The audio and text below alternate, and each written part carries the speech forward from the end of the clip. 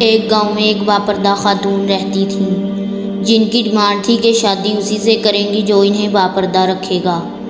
ایک نوجوان اس شرط پر نکاح کے لیے رضامند ہو جاتا ہے۔ دونوں کی شادی ہو جاتی ہے۔ وقت گزرتا رہتا ہے یہاں تک کہ ایک بیٹا ہوتا ہے۔ ایک دن شوہر کہتا ہے کہ سارا دن کھیتوں میں کام کرتا ہوں، کھانے کے لیے مجھے گھر آنا پڑتا ہے جس سے وقت کا ضیاع ہوتا ہے، تم مجھے کھانا کھیتوں میں پہنچا دیا کرو۔ بیوی راضی ہو جاتی ہے۔ وقت گزرتے گزرتے ایک اور بیٹا ہو جاتا ہے جس پر شوہر کہتا ہے کہ اب گزارا مشکل ہے، تمہیں میرے ساتھ کھیتوں میں ہاتھ بٹانا پڑے گا۔ یوں وہ باپردگی سے نیم پردے تک پہنچ جاتی ہے اور تیسرے بیٹے کی پیدائش پر اس کا شوہر مکمل بے پردگی تک لے آتا ہے۔ وقت گزرتا رہتا ہے یہاں تک کہ اولاد جوان ہو جاتی ہے۔ ایک دن یوں ہی بیٹھے بیٹھے شوہر ہنسنے لگتا ہے۔ بیوی سبب پوچھتی ہے تو کہتا ہے کہ بڑا تو پردہ کرتی تھی، آخر کار تیرا پردہ ختم ہو ہی گیا، کیا فرق پڑا پردے اور بے پردگی کا، اب بھی تو ویسے ہی زندگی گزر رہی ہے۔ وہ بولتی ہے کہ تم ساتھ والے کمرے میں چھپ جاؤ، میں تمہیں پردے اور بے پردگی کا فرق سمجھاتی ہوں۔ شوہر کمرے میں چھپ جاتا ہے۔ عورت اپنے بال بکھیرے رونا پیٹنا شروع کر دیتی ہے۔ پہلے تو بڑا بیٹا آتا ہے، رونے کا سبب پوچھتا ہے تو کہتی ہے تیرے باپ نے مارا ہے۔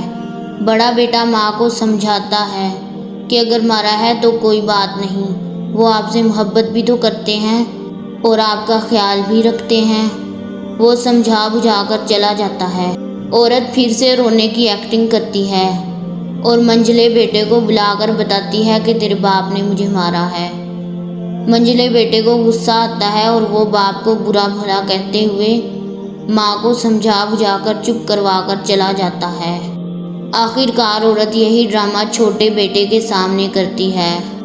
چھوٹا بیٹا تو غصے سے آگ بگولا ہو جاتا ہے اور زور زور سے گالیاں بکتے ہوئے ڈنڈا اٹھاتا ہے اور کہتا ہے کہ ابھی باپ کی خبر لیتا ہوں۔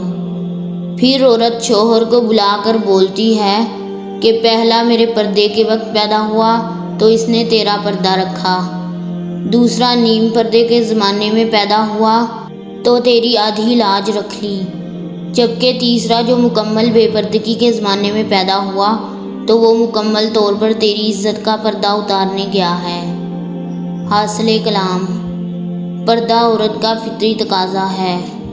اللہ تعالیٰ نے قرآن مجید کی سورہ احزاب میں پردے کے بارے میں فرمایا: اے نبی صلی اللہ علیہ وسلم، اپنی بیویوں اور اپنی بیٹیوں اور مومن عورتوں سے کہہ دیں کہ وہ اپنے اوپر چادر ڈال لیا کریں، یہ زیادہ مناسب ہے تاکہ وہ پہچان لی جائیں اور تنگ نہ کی جائیں، اور اللہ معاف کرنے والا رحم کرنے والا ہے۔